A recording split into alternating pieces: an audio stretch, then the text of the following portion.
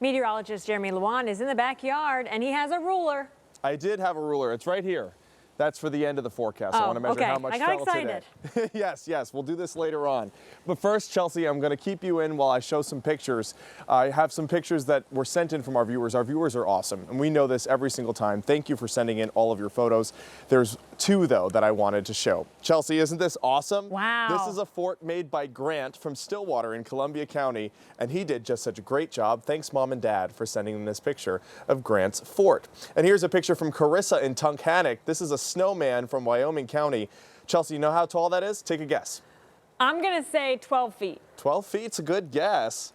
9.8 feet with the top hat. With the top hat, okay. Yep, so that is quite the impressive snowman made there in Wyoming County. Carissa, thank you so much for sending this in and for all your hard work on that snowman. Of course, it's possible to create a snowman that big with this much snow. We hit 11 inches there in Milford, 9.5 in Harvey's Lake, 7 in Forest City, 6 inches for Falls in Wyoming County, 5.5 here in this WNEP backyard. And for central Pennsylvania, Dew Shore hit 7 inches, Mahanoy City and Schuylkill County, 5.6, 4.8 for Lewisburg, 4.7 for Danville, and out in Renova, all the way out in the western corner of our viewing area where we saw the lowest totals, still picked up 4.5 inches. So that fell squarely within our range of estimated snowfall totals that we've been predicting for several days. Here's the current location of that low pressure system. Now has an occluded front attached with it, still giving some scattered snow showers for New England. But here in central and northeastern Pennsylvania, we're wrapped up with this storm. We've been primarily wrapped up with the heaviest snow since midnight, but we saw an additional 1 to 2 inches across the region with those snow showers that happened earlier today. And we did see some snow showers persisting there in northern Wayne County. They've now shut off as well. Currently, we do have a flood watch in effect. I talked about this earlier for Carbon and Monroe counties, and that's because we're going to see significant rainfall as we go towards Tuesday into Wednesday through the overnight. And plus all the snow that fell, right? We saw 9 to even 11 inches of snow in Carbon and Monroe counties. So with all that melting, with all the rain on top of it, we are definitely going to have the possibility of flooding on Tuesday into Wednesday. All right, overnight tonight, those flurries are going to taper off, 23 degrees, mostly cloudy, and we will see a northwest wind of 8 miles per hour. And I do believe that we have a few of my graphics in the wrong order here, so I'm going to just fast forward through those. Here's future clouds and radar. Wanted to show you how this is going to plan out. For the rest of the day on Monday, we're going to have partly sunny skies, so it'll give you some time to maybe shovel out in the morning. It's going to be a little bit above average, about 39 degrees is the high temperature I'm predicting.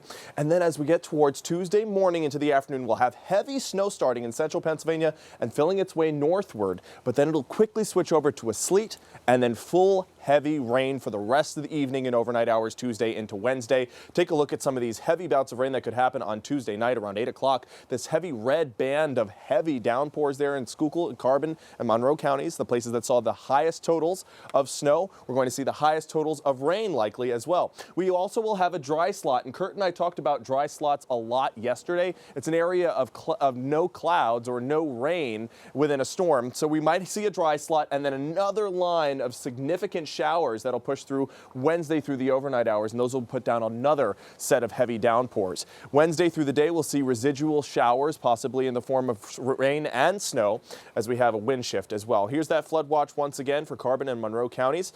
And looking ahead to the work week, here is your detail breakdown.